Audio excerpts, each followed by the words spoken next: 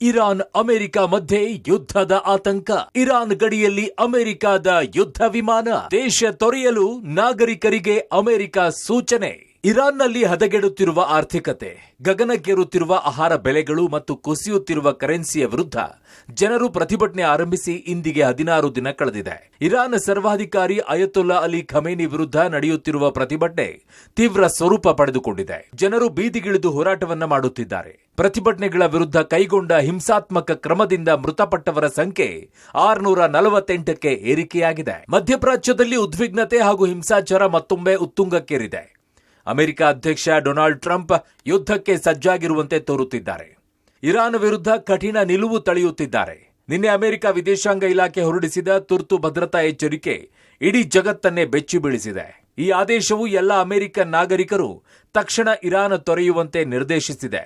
ಈ ಮೂಲಕ ತಾನು ಯುದ್ಧಕ್ಕೆ ಸಜ್ಜಾಗಿದ್ದೇನೆ ಎಂಬ ಸುಳಿವನ್ನ ಅಮೆರಿಕ ನೀಡಿದೆ. ಮಧ್ಯಪ್ರಾಚ್ಯದಲ್ಲಿ ಉದ್ವಿಗ್ನ ಪರಿಸ್ಥಿತಿ ಮತ್ತೆ ನಿರ್ಮಾಣ ಆಗಿದೆ. ಇರಾನ್ನಲ್ಲಿ ನಡೆಯುತ್ತಿರುವಂತಹ ಆಂತರಿಕ ಸಂಘರ್ಷದಲ್ಲಿ ಅಮೆರಿಕ ಮಧ್ಯಪ್ರವೇಶ ಮಾಡುವಂತಹ ಎಲ್ಲಾ ಸಾಧ್ಯತೆಗಳು ಈಗ ಬಹಳ ದಟ್ಟವಾಗಿ ಕಾಣಿಸ್ತಾ ಇದೆ. ಇರಾನ್ನಲ್ಲಿ ಸಂಘರ್ಷ ಹೆಚ್ಚಾಗ್ತಾ ಇದ್ದಂತೆ ಅಲ್ಲಿರುವಂತಹ ಅಮೆರಿಕ ಪ್ರಜೆಗಳು ಶೀಘ್ರವಾಗಿ ವಾಪಸ್ ತವರಿಗೆ ಮರಳಬೇಕು ಅನ್ನುವಂಥ ನಿಟ್ಟಿನಲ್ಲಿ ಸೂಚನೆಯನ್ನು ಕೊಟ್ಟಿದ್ದಾರೆ.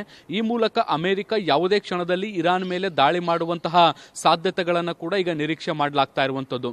ಇದರ ಜೊತೆಗೆ ತನ್ನ ಸೇನೆಯನ್ನು ಕೂಡ ಈಗ ಸಿದ್ಧವಾಗಿಟ್ಟುಕೊಳ್ಳುವಂತಹ ಕೆಲಸವನ್ನು ಕೂಡ ಅಮೆರಿಕ ಮಾಡ್ತಾ ಇರುವಂತದ್ದು. ಇರಾನ್ನ ಜೊತೆಗೆ ವ್ಯಾಪಾರ ವ್ಯವಹಾರಗಳನ್ನ ಮಾಡುವಂತಹ ದೇಶಗಳಿಗೆ 25% ಹೆಚ್ಚುವರಿ ಟ್ಯಾರಿಫ್ ಅನ್ನು ವಿಧಿಸ್ತೀವಿ ಅನ್ನುವಂಥ ನಿಟ್ಟಿನಲ್ಲಿ ಆದೇಶವನ್ನ ಕೂಡ ಮಾಡಿದ್ದಾರೆ. ಅಮೆರಿಕ ತೆಗೆದುಕೊಳ್ತಾ ಇರುವಂತಹ ಈ ಎಲ್ಲಾ ನಿರ್ಧಾರಗಳನ್ನ ನೋಡಿದ್ರೆ ಬಹುಶಃ ಇರಾನ್ನ ಜೊತೆಗೆ ಸಂಘರ್ಷಕ್ಕಿಳಿಯುವಂತಹ ಎಲ್ಲಾ ಸಾಧ್ಯತೆಗಳು ದಟ್ಟವಾಗಿ ಕಾಣಿಸ್ತಾ ಇದೆ. ಪ್ರತಿಭಟನಾಕಾರರ ವಿರುದ್ಧ ಕಠಿಣ ಕ್ರಮ. ಖಮೇನಿ ವಿರುದ್ಧ ಹೋರಾಟಗಾರರಿಗೆ ಗಲ್ಲು ಶಿಕ್ಷೆ.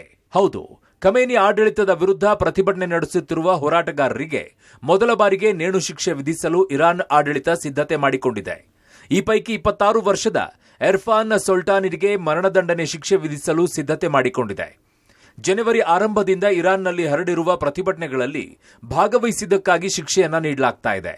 ನಾಳೆ ಎರ್ಫಾನ್ ಸೊಲ್ಟಾನನಿಗೆ ಮರಣದಂಡನೆ ಶಿಕ್ಷೆಗೆ ಒಳಪಡಿಸಲಾಗಿದೆ. ಇರಾನ್ನ ಸರ್ವಾಧಿಕಾರಿ ಅಯತುಲ್ಲಾ ಅಲಿ ಖಮೇನಿ ವಿರುದ್ಧ ಈಗ ಸಾಕಷ್ಟು ಪ್ರತಿಭಟನೆಗಳು ನಡೀತಾ ಇದ್ದಾವೆ. ಅವರ ಸರ್ಕಾರ ಬದಲಾಗಬೇಕು ಅನ್ನುವಂತಹ ಬೇಡಿಕೆಯನ್ನು ಇಟ್ಕೊಂಡು ಜನರು ಬೀದಿಗಿಳಿದು ಕಳೆದ 16 ದಿನಗಳಿಂದ ಹೋರಾಟವನ್ನ ಮಾಡ್ತಾ ಇದ್ದಾರೆ. ಈ ಒಂದು ಪ್ರತಿಭಟನೆಯನ್ನ ಹತ್ತಿಕ್ಕಲಿಕ್ಕೆ ಈವರೆಗೂ 600ಕ್ಕಿಂತ ಹೆಚ್ಚು ಮಂದಿ ಹತ್ಯೆ ಮಾಡಲಾಗಿರುವಂಥದ್ದು. ಇದರ ಜೊತೆಗೆ 10,000ಕ್ಕಿಂತ ಹೆಚ್ಚು ಜನರನ್ನ ಬಂಧಿಸುವಂತ ಕೆಲಸಗಳನ್ನು ಕೂಡ ಮಾಡಲಾಗಿದೆ. ಪ್ರತಿಭಟನೆ ತೀವ್ರ ಸ್ವರೂಪ ಪಡ್ಕೊಳ್ತಾ ಇರುವಂತಹ ಹಿನ್ನೆಲೆಯಲ್ಲಿ ಮತ್ತೊಂದು ಹಂತದ ಕಠಿಣ ಕ್ರಮಕ್ಕೆ ಮುಂದಾಗಿರುವಂತಹ ಇರಾನ್ ಆಡಳಿತ ಈಗ ಬಹಿರಂಗವಾಗಿ ಹೋರಾಟಗಾರರನ್ನ ನೇಣಿಗೆ ಶಿಕ್ಷೆಗೆ ಗುರಿಪಡಿಸುವಂತಹ ನಿರ್ಧಾರಕ್ಕೆ ಬಂದಿರುವಂತದ್ದು.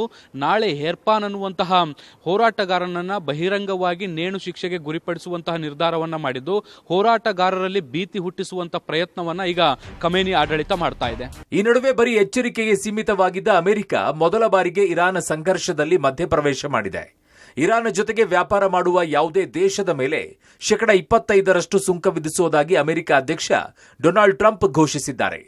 ಇರಾನ್ನಲ್ಲಿ ನಡೆಯುತ್ತಿರುವ ಪ್ರತಿಭಟನೆಗಳ ವಿರುದ್ಧ ಹಿಂಸಾತ್ಮಕ ಕ್ರಮ ಕೈಗೊಳ್ಳುತ್ತಿರುವ ಇರಾನ್ನ ಮೇಲೆ ಒತ್ತಡವನ್ನು ಹೆಚ್ಚಿಸಿದೆ. ಈ ಆದೇಶವು ಅಂತಿಮ ಮತ್ತು ನಿರ್ಣಾಯಕವಾಗಿದೆ ಅಂತ ಟ್ರಂಪ್ ಟ್ರುತ್ ಸೋಷಿಯಲ್ ಮೀಡಿಯಾದಲ್ಲಿ ತಿಳಿಸಿದ್ದಾರೆ. ಒಟ್ನಲ್ಲಿ ಇರಾನ್ನಲ್ಲಿ ನಡೆಯುತ್ತಿರುವ ಆಂತರಿಕ ಸಂಘರ್ಷ ಬಳಸಿಕೊಂಡು ಅಮೆರಿಕ ಮಧ್ಯಪ್ರವೇಶ ಮಾಡುವ ಪ್ರಯತ್ನದಲ್ಲಿದ್ದು ಇರಾನ್ ಮೇಲೆ ಅಮೆರಿಕ ದಾಳಿಯನ್ನ ತಳ್ಳಿಹಾಕುವಂತಿಲ್ಲ ಎನ್ನಲಾಗಿದೆ.